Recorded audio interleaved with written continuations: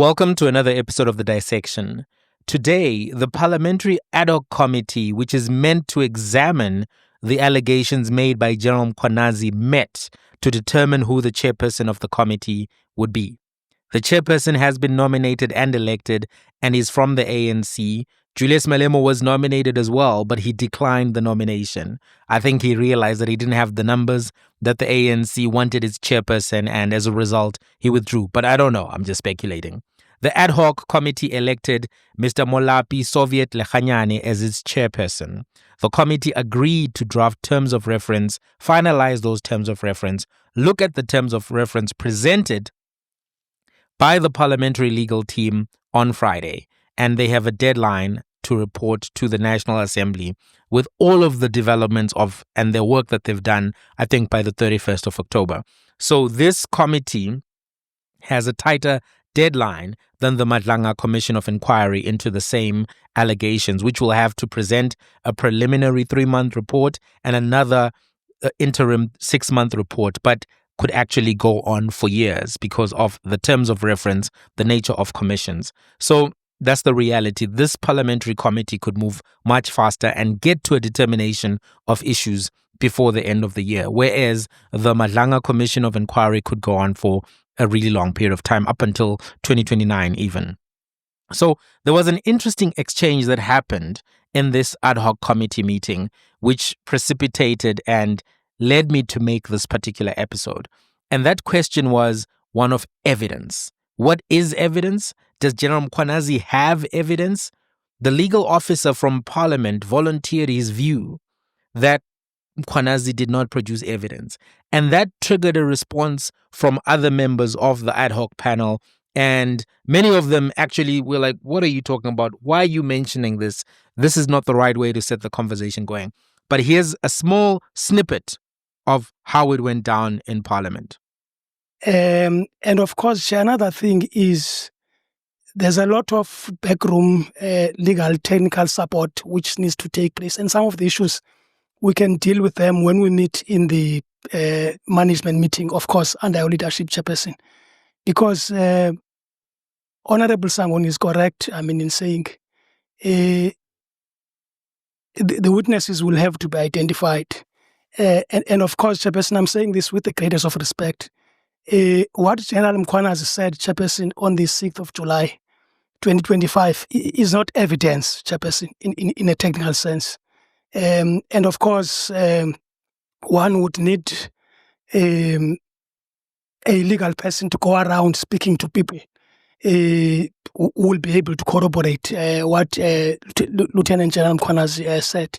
And of course, as you can imagine, chairperson, the committee, cannot do that. And I don't know what is this remark that General Mkhwanazi is not what he presented is not evidence. I don't know where does that arise, because it doesn't arise at all. We're just trying to get an advice on how those things can be dealt with.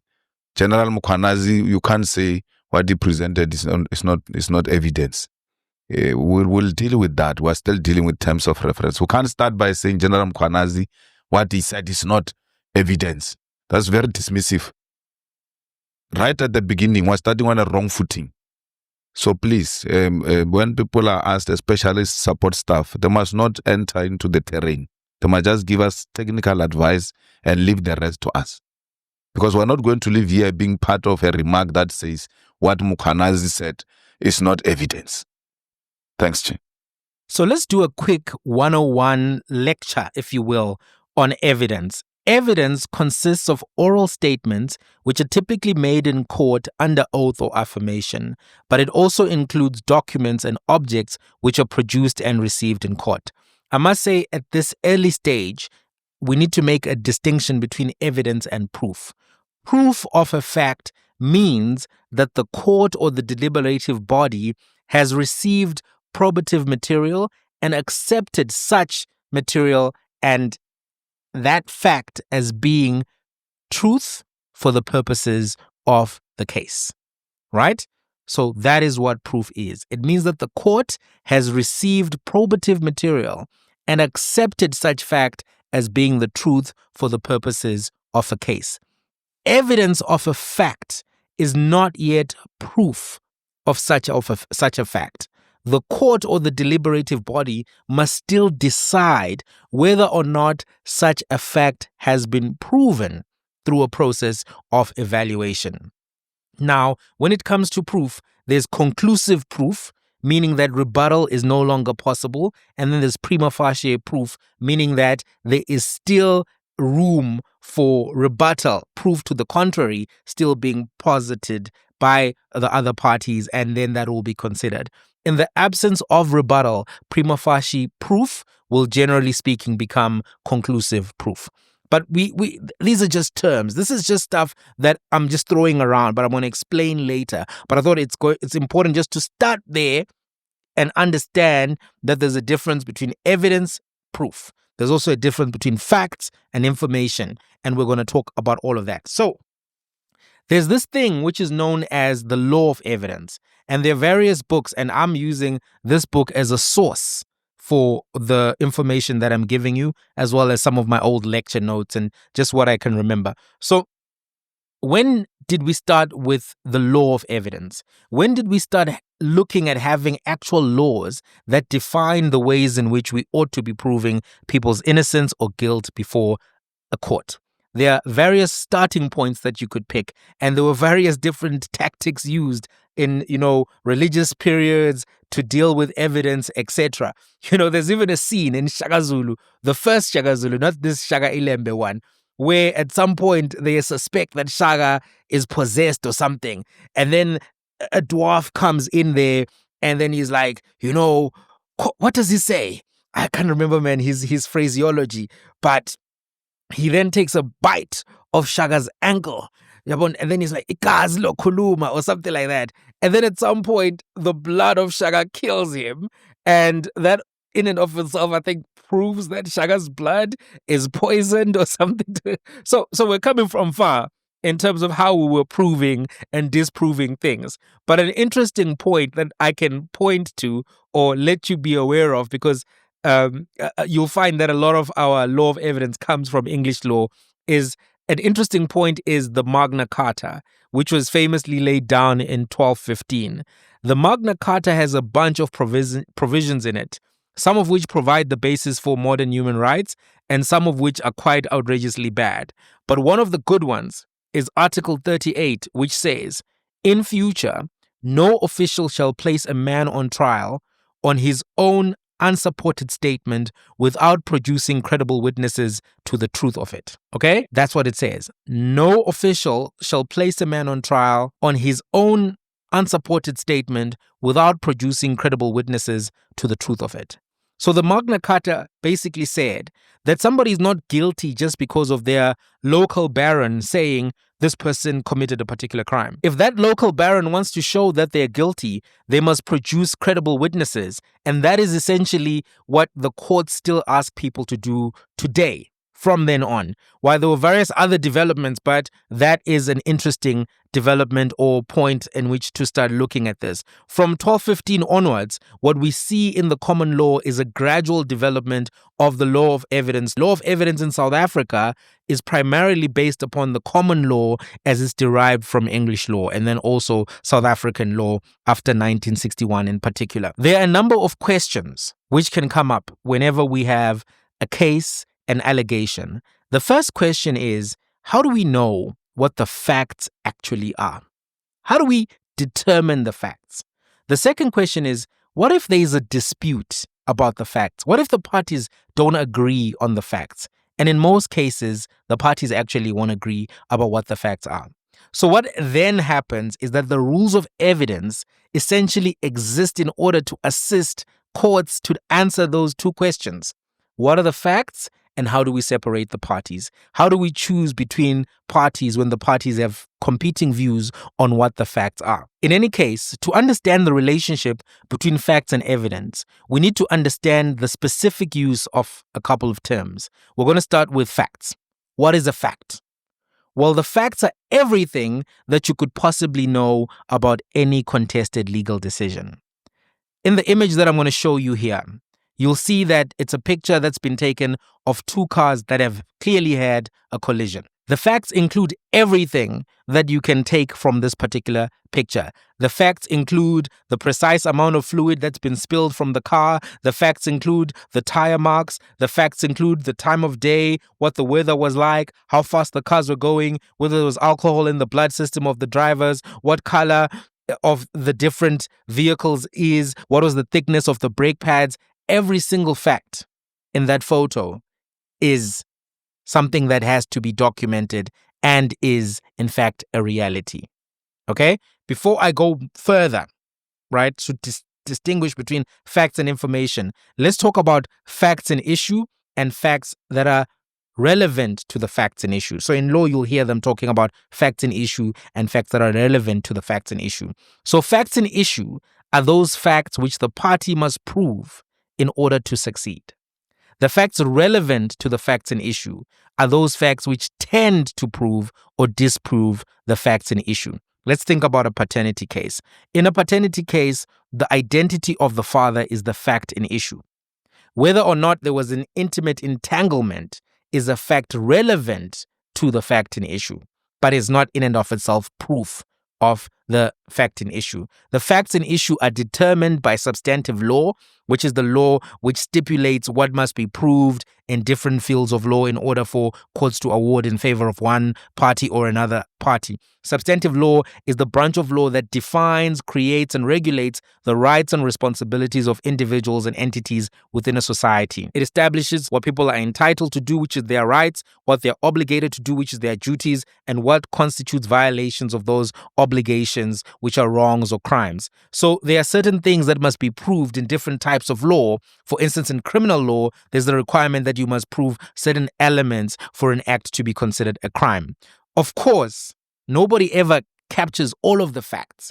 Nobody captures absolutely everything that is knowable about a specific incident. What they do capture, what is captured and collated, is called information. So information is a subset of all the facts. The information is the data that we have actually learned about an incident or issue or dispute. So when police arrive at a scene of something like the automotive accident, they are trained to immediately begin gathering information, because immediately after an incident occurs, the facts can start to go away or get lost, right? The information starts to be degraded. People are moving around the scene. People wander off. Witnesses who may have seen a site may get compromised. The sooner the police can start gathering information, the more of the important facts they are likely to get that are captured and available for examination later. So you can see that information is a subset of facts, and evidence is a subset of information,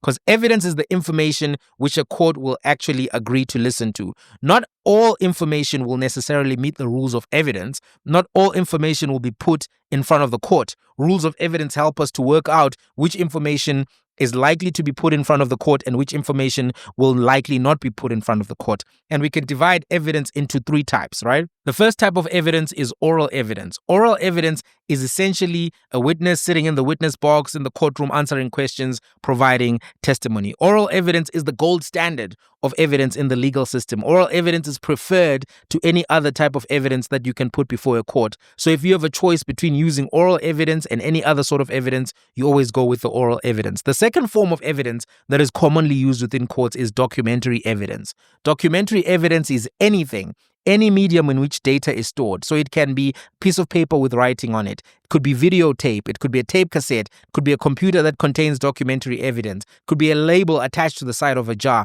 There are many different types of documentary evidence and many different types of documents, which are all regarded under documentary evidence. The third type of evidence is real evidence. Real evidence is the stuff that the court has an opportunity to actually touch and experience and see and draw observations on its own without requiring a witness to sit in the courtroom and actually explain those observations. So when you're looking at evidence, there are four things that you have to keep in mind. There are four critical frames you can put around evidence to decide whether or not it should be used and used well in the context of a case. The first is relevance. Relevance can show what value that evidence has to proving that particular case or the facts which are in issue. If evidence is not relevant, then it won't be used. It won't necessarily take anything anywhere. So that's relevance. You need to show that any particular, you need to show that anything that you present is relevant to the allegations that you have made. The second is admissibility. Evidence is admissible if there's no rule of evidence that knocks it out. So there are various rules of admissibility which exist to say which evidence you can and you cannot bring into a courtroom. So if evidence is relevant, the second question that you ask is it admissible? Or is there a rule of evidence that knocks that evidence out so that it can be brought into the court? If it's both relevant and it's admissible, then you move to the third question. The third question that you ask yourself is it reliable? Or is there something about the evidence that says we can't necessarily trust that this evidence is going to be useful, right? So if the evidence is relevant, if it's admissible and it's reliable, then the last question that you ask yourself is, does it have any probative value? Probative value means, does it prove anything? Does it actually demonstrate anything that allows the court to conclude that specific facts are true if the other side's evidence is relevant, admissible, reliable, and has high probative value? Then it's highly likely that the evidence is going to carry the day in court, and the court is going to agree with those particular facts constantly, right? So that's what you need to know about evidence. Now, the question then becomes, does General Mkhwanazi have evidence? Does Advocate Defo have evidence? Because this is really what the public is being asked to measure.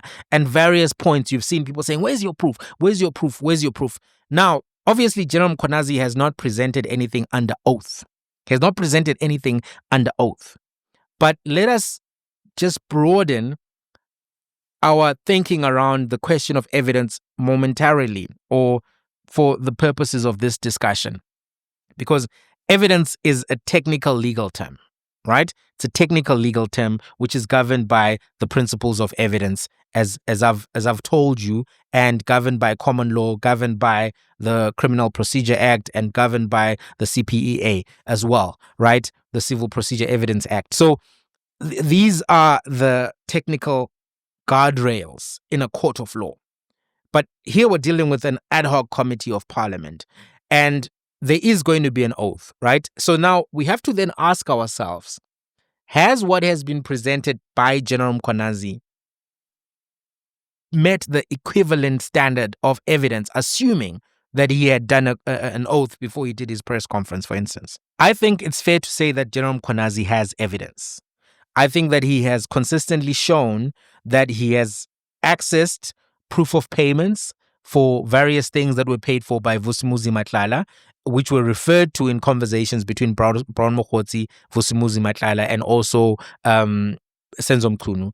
I think that he has shown that they actually did access some WhatsApp messages. They did intercept messages between Matlala, Mokgotsi, and a variety of other people. I think also we've seen that the arrests which have happened corroborate the versions which have been given by General Mkhwanazi about certain individuals and their activities. But these arrests didn't fall out of the sky. People were actually killed, people died, and we can now get an understanding of what were the cause or the motives of those particular things happening. Mkhwanazi was very willing to show Eyewitness News WhatsApp messages that he was getting from Brown Mokgotsi. WhatsApp messages that in and of themselves proved that Brown Mokgotsi was in possession of police information that he did not have the privilege to possess. So, based on the events that have followed, based on some of the explanations other people have given, the only person, it seems, who has evidence and is willing to adduce all of the various types of evidence, including his own oral testimony, is General Mkhwanazi, because he has close information, he has observed certain things, he's been operating on this case, and is actually an authority in that he's somebody who has been a police officer for a long period of time, decorated police officer, heavily involved in these investigations. And a police officer can offer testimony in a trial, and that in and of itself is something that will be considered. So I do think that General Mkhwanazi has evidence. I do think that the parliamentary officer was a little bit weird in making that comment, although I think he was trying to be helpful, but then it came across as if he was trying to make some kind of an evaluation around whether or not the evidence that is in Mkhwanazi's hand has probative value. It seemed like he was going a few steps ahead. And obviously, the Adhoc committee will have to decide how it's going to deal with evidence. It has to pick a particular standard, whether it's going to use civil law principles or criminal law principles, which have different standards of proof, right? Because in criminal law, you have to prove beyond a reasonable doubt. And in civil law, you have to prove on a balance of probabilities, which are different standards of proof, although there are more technicalities than just me saying what I've just said. So they'll have to choose that. And I think it's going to be important for us all to take time to understand these principles of the law of evidence so that we can rationally think through everything that is being presented. And I think that's the value of this episode. I hope you enjoyed it. I hope I didn't throw too many things about and you didn't get confused by what I just said. And we're going to follow this commission. It's going to be important, and the other one as well. But I think the parliamentary committee is going to move much faster. So I'm going to be following it. I'm going to be making episodes, keeping you updated about what you need to know. So let's meet in the comment section. I want to hear what you think. Does Mkhwanazi have evidence? I'll meet you there. Till the next one.